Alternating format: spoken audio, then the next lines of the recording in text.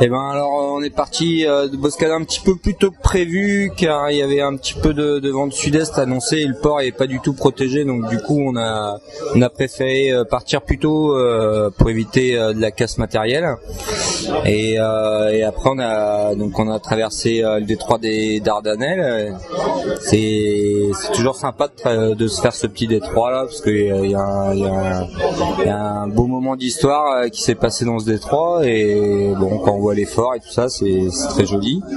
Et puis bah moi j'ai eu la chance d'avoir mon préparateur Mathieu qui a fait la moitié du convoyage avec moi, donc ça a permis aussi de me reposer et de finir la préparation de cette étape qui était quand même très compliquée. La mer de Marmara, c'est vraiment c'est pas simple. Les fichiers météo sont pas du tout en réalité en concordance avec la réalité, et il faut vraiment faire de la tactique plutôt que de la stratégie dans ce milieu-là.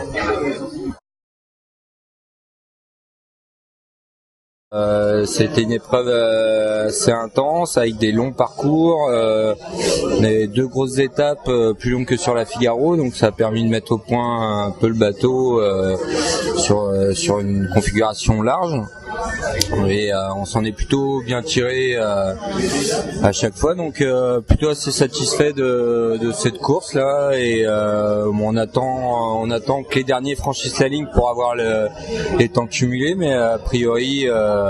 ça se présente assez bien pour rester dans le top 10 en tout cas. Ouais, c'est sûr que c'est une belle, ça permet de finir sur une belle note, et ça fait plaisir parce que ça a été une saison assez dure entre l'arrivée du nouveau bateau, la mise au point et